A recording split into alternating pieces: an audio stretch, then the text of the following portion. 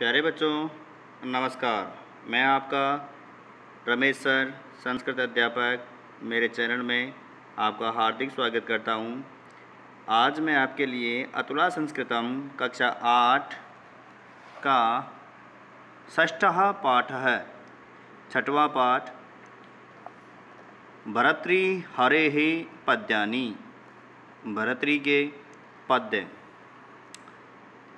लेकर प्रस्तुत हुआ हूँ, जिसमें आज उससे सबसे पहले हम शब्दार्थ देखते हैं, वर्ड मीनिंग्स, ताकि हमें सब इन पद्यों को समझने में सरलता प्रदान हो। अज्ञ मूर्ख है, अज्ञानी, ज्ञान लव, ज्ञान की लो से, दुर्विदग्धः जले हुए, नावसीदति दुख नहीं होता, न अवसीदति, शिला संघात करकसम, कठोर पर्वत के समान मजबूत, विसीर्यते सूख जाना, क्षीयन्ते क्षय होते हैं, विकचीकरोति विकसित करता है, सदसी सभा में, श्रुतौ वेदों में, उपचीयते बढ़ता जाता है, उत्पल कमल, कुसुमस्तबक्षेवा गुलदस्ते के समान, मूर्धजा सिर के बाल, विभातीम प्रकाशित होता है, कैरव चक्रवालम कुमुदिनी के दल को, युद्धि युद्ध में। सबसे पहला पद्य है अज्ञः सुखम आराध्य, सुखतरम आराध्यते विशेषज्ञः, ज्ञान लव दुर्विदग्धम, ब्रह्मापि च तम नरम न रंजयति। अज्ञ यानी मूर्ख अर्थात अज्ञानी व्यक्ति को सुखम आराध्य अर्थात सुखम आराध्य कहते हैं, उसको प्रसन्न करना, उसको मनाना बहुत आसान है। सुखतरम आराध्यते विशेषज्ञ अर्थात विशेषज्ञ कहते हैं विशेष ज्ञान रखने वाले को, अर्थात विद्वान व्यक्ति को भी प्रसन्न करना आसान है, अर्थात उससे भी और भी अधिक आसान है। जैसे किसी मूर्ख व्यक्ति को हम समझा सकते हैं, कोई बात समझा सकते हैं, और उससे विशेष व्यक्ति को, जो विशेष जानने वाला है, उस व्यक्ति को भी हम उससे भी अधिक समझा सकते हैं, अर्थात उसको उससे भी अधिक सरलता से प्रसन्न कर सकते हैं। ज्ञान लव दुर्विदग्धम, ब्रह्मापि च तम नरम न रंजयति अर्थात किंतु थोड़े से ज्ञान के कारण ही स्वयं को निपुण, स्वयं को परिपूर्ण समझने वाले मनुष्य को ब्रह्मा भी खुश नहीं कर सकते हैं। अर्थात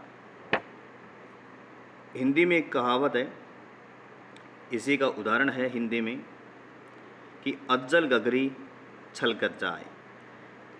जो मूर्ख व्यक्ति होता है उसको तो समझाया जा सकता है, और जो पूर्ण विद्वान व्यक्ति होता है उसको भी समझाया जा सकता है, परंतु जिसमें आधा ज्ञान हो, थोड़े से ज्ञान के कारण ही आधा ज्ञान हो, उसको समझा पाना बहुत मुश्किल होता है। इसका यह अर्थ है।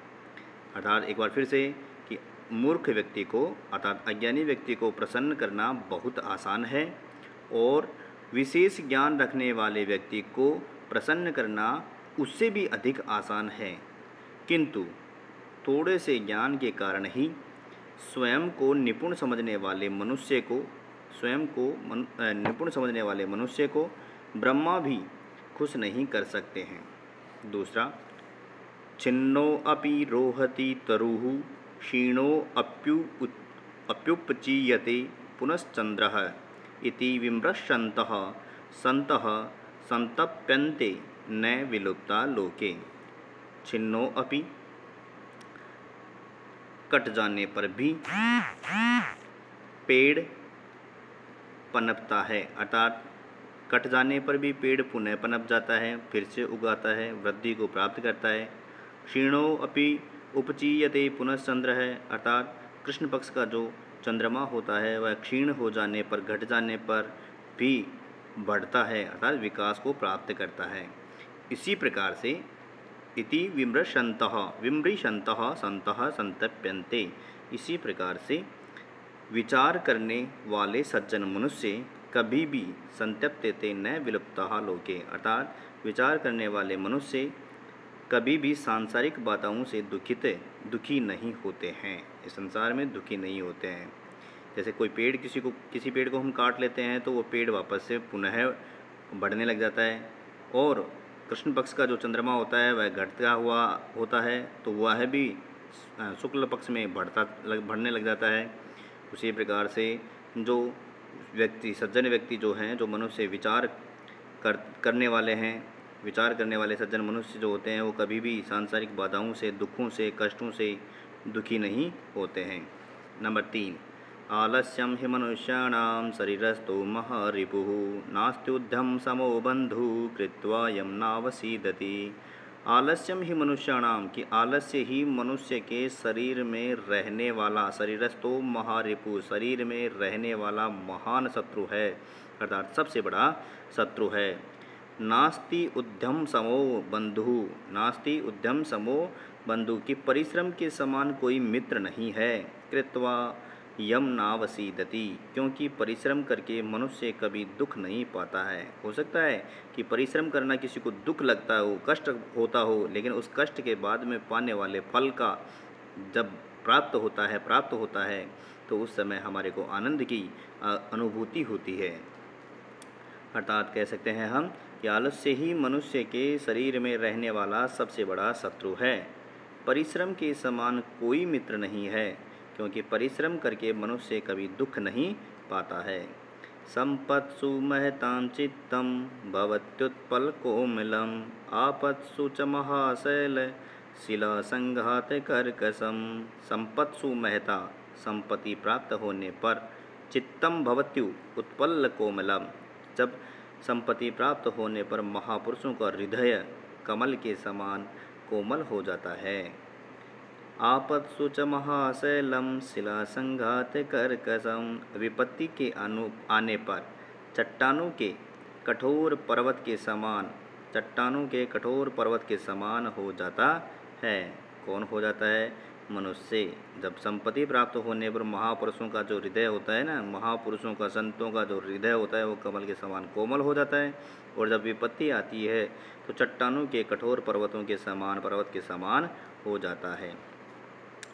कुसुमस्तबकस्यैव द्वे गतिस्तौ मनस्विना मूर्धनि वा सर्वलोकस्य विशीर्यते वनेत्वा।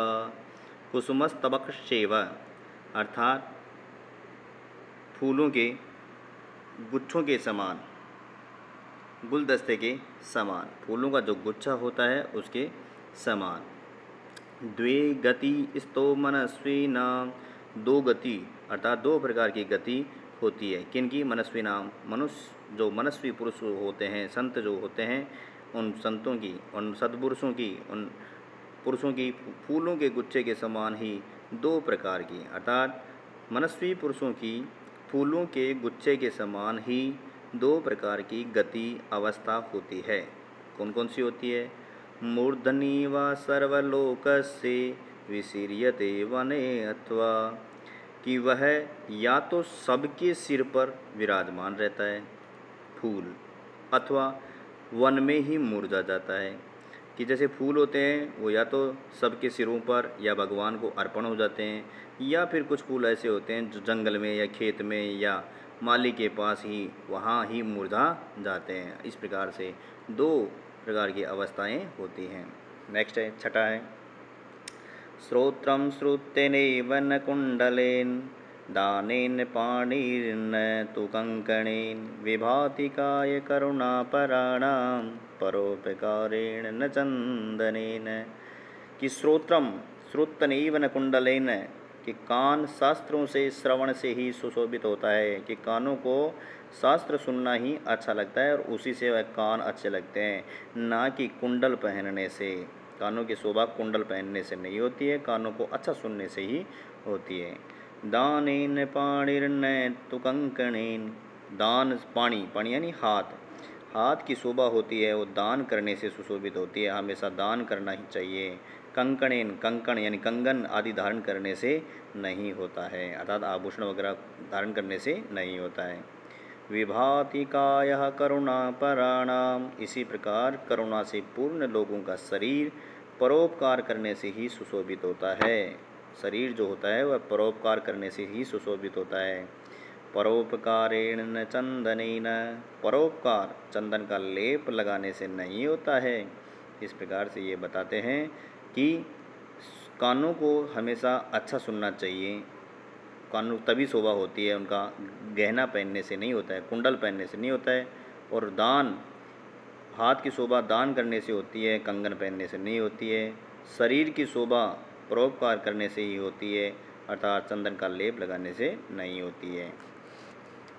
विपति धैर्यम अथाभ्युदये क्षमा, सदसी वाक्पटुता युधि विक्रमः। यशसी चाभिरुचि व्यसनं श्रुत्वा, प्रकृति सिद्धम इदम हि महात्मनाम्। विपत्ति कि विपत्ति के समय धैर्यम, विपत्ति के समय धीरज रखना, धैर्य रखना। और अभ्युदय क्षमा, संपत्ति प्राप्त होने पर क्षमा कर देना। संपत्ति प्राप्त हो जाए तो क्षमा कर देना, उन्नति हो जाए तो क्षमा कर देना। सदसी वाक्पटुता, सदसी सभा में वाक्पटुता होना। युधि विक्रमः, युद्ध में वीरता दिखाना। यशसी चाभिरुचि, यशसी चाभिरुचि अर्थात कीर्ति प्राप्त करने में विशेष रुचि का होना, ख्याति प्राप्त करने में विशेष रुचि का प्राप्त होना। व्यसनम श्रुतौ, वेदादि शास्त्रों के अध्ययन में आसक्ति रखना, अर्थात उनको सुनने की इच्छा रखना। प्रकृति सिद्धिम इदम, सिद्धम इदम हि महात्मनाम। ये सारी बातें जो होती हैं महापुरुषों में स्वाभाविक रूप से विद्यमान होती है। जो इनका पालन करता है वह महापुरुष कहलाता है। और महापुरुषों में ये सब चीज़ों का ज्ञान पहले से इनमें विद्यमान होता है। नंबर 8, पद्माकरं दिनकरो विकचीकरोति, चंद्रो विकासयति कैरवचक्रवालं, नाभ्यर्थितो जलधरो अपि जलं ददाति, संतः स्वयं परहिते सुकृताभियोगाः। पद्माकर अर्थात सूर्य कमल के समान, दिनकरो, दिनकरो यानी सूर्य, पद्माकर यानी कमल के समूह को, विकचीकरोति विकसित करता है। जैसे सूर्य उगता है तो कमल का जो समूह होता है, कमल का जो फूल होता है उसको विकसित करता है, अर्थात प्रार्थना किए बिना ही उसको विकसित कर देता है। चंद्रो विकासयति कैरव चक्रवालम, कैरव चक्रवालम यानी कुमुदिनी के दल को, अर्थात जो पुष्प जो होता है उसके दल को, तो कुमुदिनी का जो पुष्प होता है उसके दल को चंद्रमा भी रात में बिना प्रार्थना के ही कुमुदिनी के दल को प्रफुल्लित कर देता है। और नाभ्यर्थितो जलधरो अपि जलम ददाति, बादल भी, अर्थात बादल भी बिना प्रार्थना के ही सभी को जल प्रदान कर देता है। संतः स्वयं परहिते सुकृताभियोगा, उसी प्रकार से क्योंकि सज्जन लोग अपने आप ही दूसरों की भलाई में अच्छी प्रकार से लीन रहते हैं। हमेशा जो भलाई करने वाला व्यक्ति होता है वह सज्जन पुरुष है, कभी भी दूसरों की भलाई में ही अच्छी प्रकार से लीन रहता है, कभी अपने स्वार्थ के प्रति जागृत नहीं होता है। वह अच्छी प्रकार से, भली भांति प्रकार से लोगों की भलाई में लगा रहता है। क्योंकि ये जो सूर्य, चंद्रमा और बादल अपना कार्य करते रहते हैं, चाहे उनसे प्रार्थना करे या नहीं करे, उसी प्रकार से संत भी जो होता है वो अपना कार्य करता रहता है। नेक्स्ट है, केयूरा न विभूषयन्ति पुरुषं हारा न चंद्रोज्ज्वलः, न स्नानं न विलेपनं न कुसुमं नालंकृता मूर्धजा, वान्नेका समलंकरोति पुरुषं या संस्कृता धार्यते, क्षीयन्ते खलु भूषणानि सततं वागभूषणं भूषणं। केयूरा न विभूषयन्ति कि पुरुष को, पुरुषम, केयूरा न विभूषयन्ति पुरुषम, पुरुष को न तो बाजूबंद ही, केयूरा विभूषयन्ति, केयूरा कहते हैं बाजूबंद को, अर्थात पुरुष को बाजूबंद न तो बाजूबंद ही सुशोभित करते हैं, और हारा न चंद्रोज्ज्वला, और न ही चंद्रमा के समान उज्ज्वल हार, अर्थात सफ़ेद जो स्वच्छ जो उज्ज्वल जो हार होते हैं वह उसको, पुरुष को सुशोभित नहीं करते हैं। न स्नानम न विलेपनम, ना ही उसको चंदन आदि का लेप करना, स्नान करना और न चंदन आदि का विलेपन करना, और न ही फूल और न ही संवरे हुए बालों से सुशोभित हो करते हैं।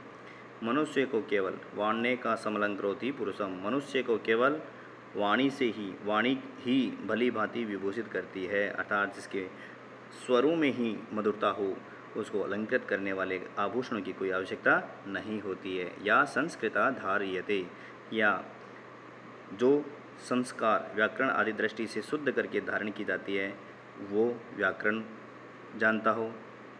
क्षीयन्ते खलु भूषणानि, क्योंकि अन्य आभूषण तो क्या होते हैं, खलु भूषणानि सततम क्षीयन्ते, धीरे धीरे नष्ट हो जाते हैं। सोना चांदी आदि पैसा आदि हम ले लेंगे लेकिन वो धीरे धीरे नष्ट हो जाते हैं, लेकिन वागभूषणम भूषणम, जो वाणी का जो आभूषण है वो हमेशा बढ़ता ही जाता है और उसी आभूषण से सदैव आभूषण की तरह सुशोभित करता रहता है। नेक्स्ट है प्रारभ्यते न खलु विघ्न भयेन निच्चै, प्रारभ्य विघ्न विहता विरमन्ति स्मद्याः, विघ्नै पुनः पुनरपि प्रतिहन्यमानाः, प्रारभ्य चोत्तम जना न परित्यजन्ति। प्रारभ्यते अधम न खलु विघ्न भयेन नीचै, अर्थात अधम लोग जो होते हैं, नीच लोग जो होते हैं वो विघ्नों से नहीं डरते हैं। विघ्नों के डर से कोई भी नया या बड़ा काम शुरू ही नहीं करते हैं। अर्थात यहाँ पे कहा जाता है कि जो अधम लोग जो होते हैं, नीच लोग जो होते हैं, जो डर के कारण कोई भी नया काम या बड़ा काम शुरू ही नहीं करते हैं। प्रारभ्य विघ्न विहता विरमन्ति मध्या, क्योंकि जो मध्यम श्रेणी के जो लोग होते हैं, मध्यम श्रेणी के जो लोग होते हैं वो विघ्नों के आ जाने पर शुरू किए हुए कार्य को बीच में ही रोक देते हैं। थोड़ा सा विघ्न आ गया, बीच में काम को रोक दिया। विघ्नै पुनः पुनरपि प्रतिहन्यमाना, और किंतु उत्तम लोग जो हो विघ्नों द्वारा बार बार विचलित किया जाता है, अर्थात बार बार बाधाएं आती हैं तो भी किसी काम को शुरू करने के बाद प्रारभ्य जो उत्तम जनान परित्यजन्ति, जो उत्तम लोग जो होते हैं वो किसी काम को प्रारंभ करने के बाद अधूरा कभी नहीं छोड़ते हैं, अर्थात उसको हमेशा पूरा ही करते हैं। धन्यवाद। यहाँ तक इसका अर्थ पूरा हो गया है।